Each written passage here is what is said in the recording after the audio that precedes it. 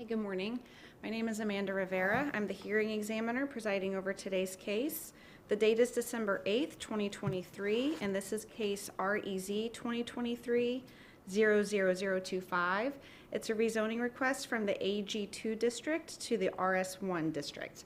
Because this is a quasi-judicial hearing, all evidence and testimony must be taken under oath. So if you intend to speak, if you could please raise your hand. Do you swear or affirm the testimony you will provide is the truth? I do. Okay, thank you. With that, we can begin with the applicant whenever you're ready. Thank you. Good morning. Good morning.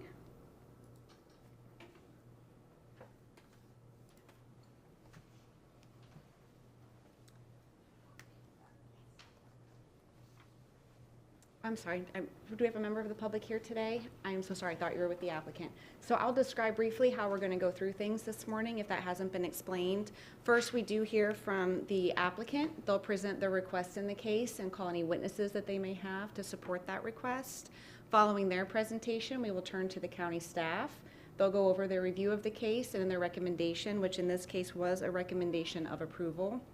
Because it's a conventional rezoning district, there are no conditions or deviations that would be part of that approval. Following that, we will open the public comment period, which is when I would call any public forward to present comments onto the record. There is only one opportunity to speak, but there is no time limitation on the amount of time that you can make your comments today. So now with that, we'll go back into the applicant. Thank you. Good morning, Madam Hearing Examiner. Veronica Martin, I'm Senior Planner with TDM Consulting, representing the applicant, Nallu Reddy, trustee for the Nallu Reddy Trust. I have been accepted as an expert witness in the Land Development Code and the LEAD Plan, and I ask to be accepted as such again today. Yes, thank you. I do have one exhibit I would like to enter into the record, and it is a copy of today's PowerPoint presentation. Okay, thank you. I'll accept that as applicant's exhibit 1. Thank you.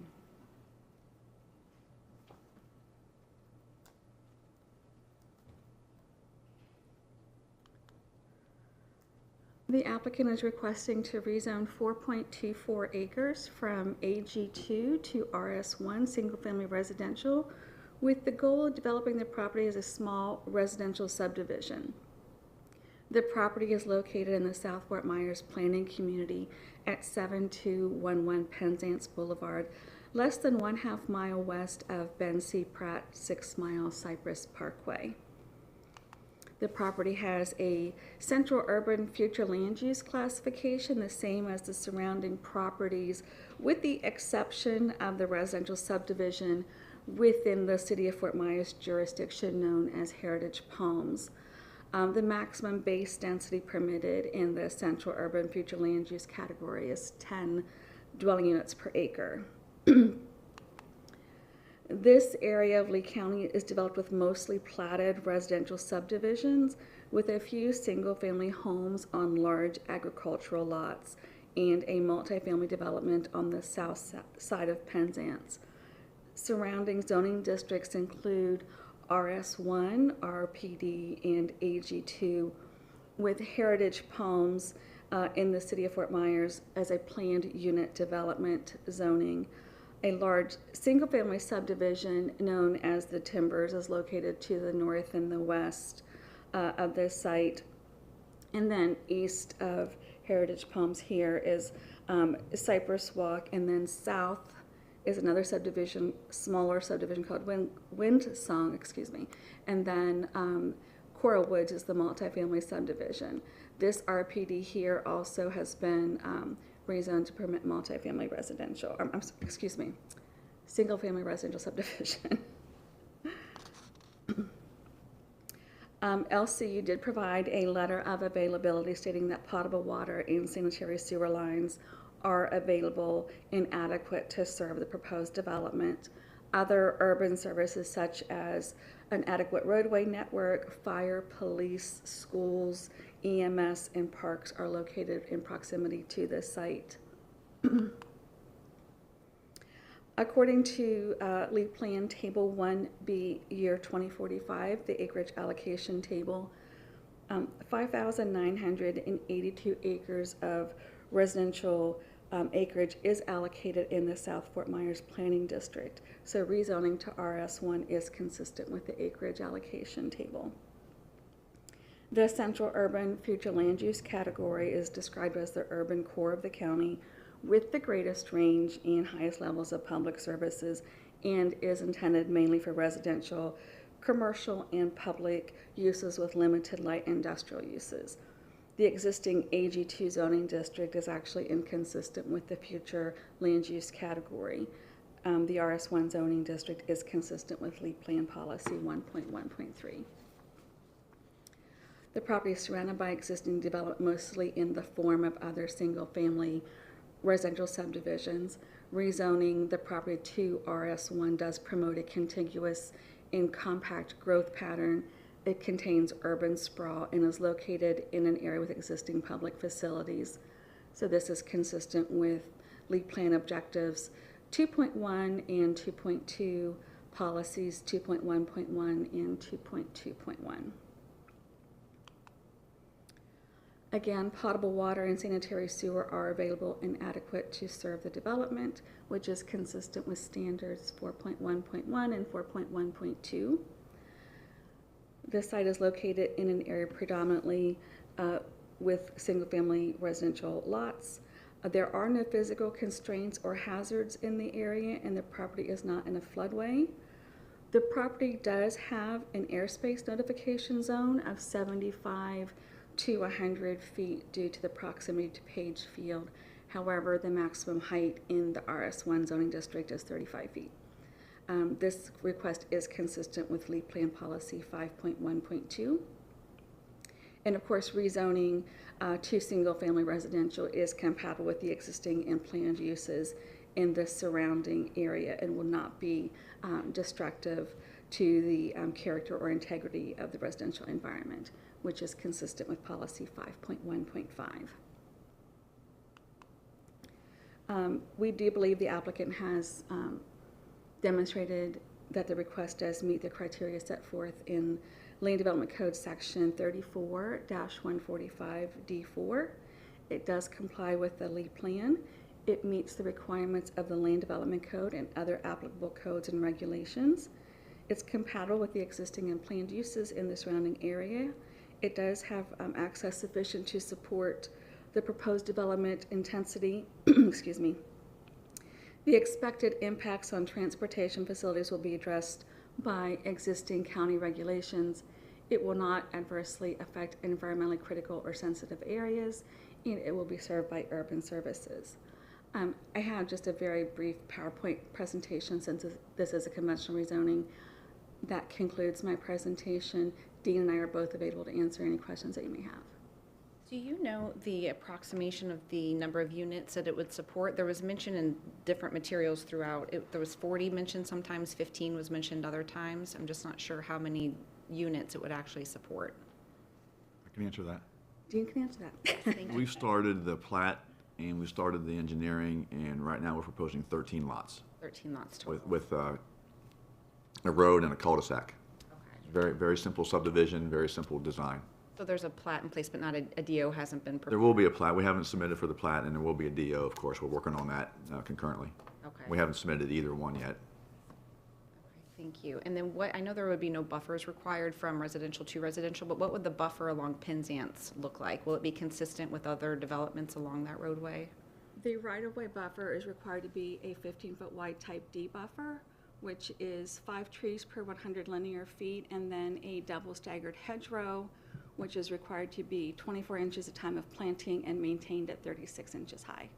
Okay. Do you know if that's, because I did the site visit yesterday, actually yesterday afternoon, or yesterday morning, we heard a case just south of this, and so I was doing a site visit for both and really paying attention to the corridor along that Penzance. Do you know if the timbers and, I think, is it Cypress or Coral Walk that's to the east? To be honest, I didn't look that closely to see if they met the requirements at the time of the zoning. Okay, but what you've described would be the 15-foot type D with all of the That would plantings? be the minimum code requirements, correct, for a conventional rezoning.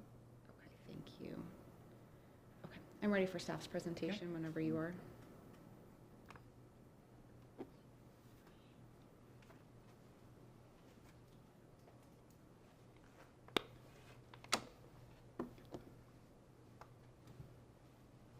Good morning. Good morning.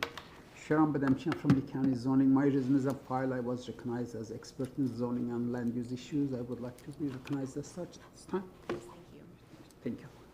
Well, the request is to rezone 4.24 acres from agricultural to residential single family. The conventional zoning, RS1, is the most widespread single family zoning district we have in the county. And the future land use is central urban. Yes, central urban allows up to 10 units per acre, but RS1 has minimum lot size requirements, which limits how many lots you can have. And as you heard, we thought it was going around 14, 15, but now they're saying it's 13 lots. So with that said, as you can see from the aerial, the area is mostly residential single families. There are some multifamily developments, but it's been developed as a single family area. And this project will not be any different than its surroundings. And they are in full compliance with all the requirements of the LEED plan and the Land Development Code. And staff reviewed and is recommending approval of the case. Thank you. Did applicant have any questions? No. Thank you. With that, I would call forward the public if you would like to make comments. Ms. Tomaselli, I hope I correctly stated that. I'm not great with names, I'll admit. Thank you. Good morning. Good morning. My name is Lori Tomaselli. For the record, I live in the Timbers. I am one of the adjoining property owners. Surprised that my neighbors aren't here as well. But, I just have to voice my objection. I'm surprised. I guess I'm not surprised. I mean, there are big Z zoning signs everywhere in this whole area. I was just walking down Blasenjim Road the other day and saw that yesterday was the hearing for that. When I purchased my property, one of the top things that reasons I bought it was because it backed up to acreage. And the two properties that are closest to the Timbers, those already have homes on them. And I guess we always thought that at most, maybe this piece of property would be maybe divided in half and have a couple of houses on it.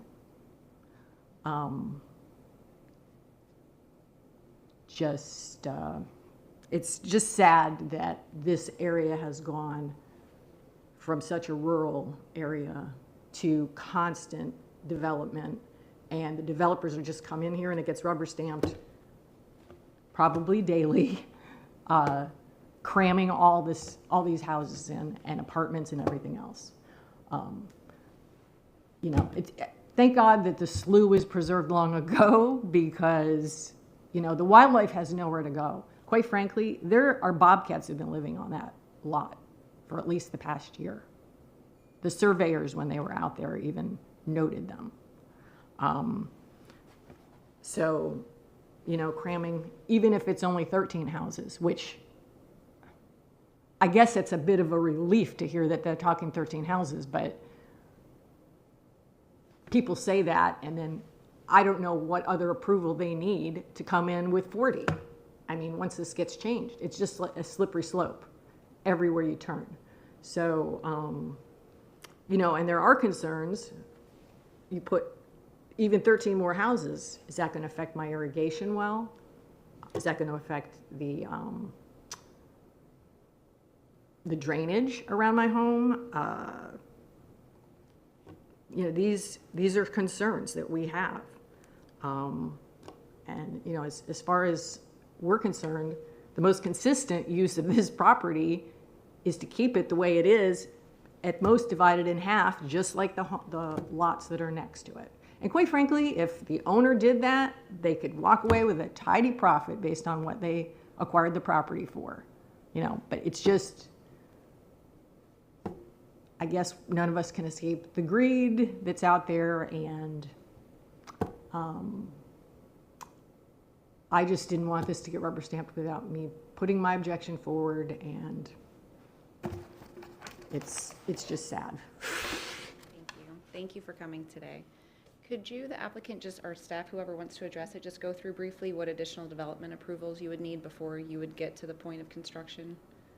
And the controls, if you could explain a little more the concern about going from, Well, they need the 14 to development 40. order, they need to plat those lots, and after that, they need development order for the improvement, they have to build a road and drainage and everything. After that, it's just single-family home permits, building permits to build them. the development order, though, to get that, you would need to do environmental assessments at that time?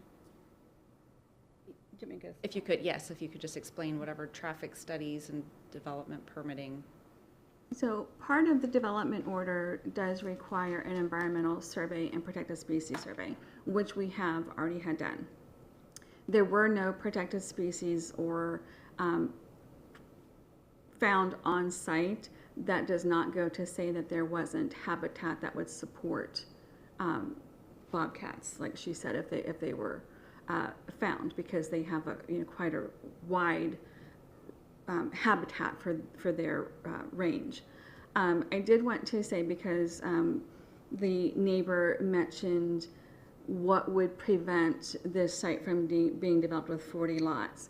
So we're here asking to rezone the property to RS1, which is for limited to single-family homes. And the RS1 zoning district has a minimum lot size of 75 feet wide by 100 feet deep. So when we go to get a development order and a subdivision plat, those will be the minimum lot sizes. That's why we said we could only fit 13 lots on this site, because we also have to provide for drainage of this site and an internal road with a cul-de-sac. So if we were to go back and want to increase the density or the number of lots, we would have to come back through this public hearing process, and you would be notified again at that time. So I hope that kind of alleviates your concern that they might not follow through with the 13 lots, because that is the plan. If it was more than 13, you'd have to come back. Yes, absolutely. Is there, the drainage you mentioned, is there an ERP that's going to be required from the district, or are you under the thresholds? Dean, for the record, Dean Martin. We are under the thresholds. We're only proposing, my assumptions, the lots are so small, we're proposing roughly 2,200 square foot for the houses and maybe 1,200 for the driveways and lanais and pool areas. So when you add all that up times 13, it's like 1.5 acres. Is drainage, though, something that's looked at the time of development order that Yes. the county's going to review? Yes, ma'am, and that's the reason we have an odd number of lots, because we could have had probably 14 or 15, but the front near Penzance, we're allocating probably 2 or 3 what could be lots as drainage areas. So make sure that water drains towards Penzance, gets treated, and then gets discharged into Penzance. So it's draining away from your site, from your house. Okay, so there would be no off-site drainage concerns for properties to the north. It would all go and tie into the Penzance swale. It's tying into Penzance, yes. That's kind of where it goes now. So we're kind of keeping the same flow. And feeding it that way. Okay, thank you. Okay, thank you. Did staff or the applicant have any final comments to put onto the record? Okay, thank you. Okay, well, thank you, and thank you for coming today, ma'am, and putting your comments on the record. I appreciate that. I will be issuing a decision in this case, and you will receive a copy of that once it's released. I thank you, everyone, for coming, and wish you very happy and safe holidays. Thank you. You as well.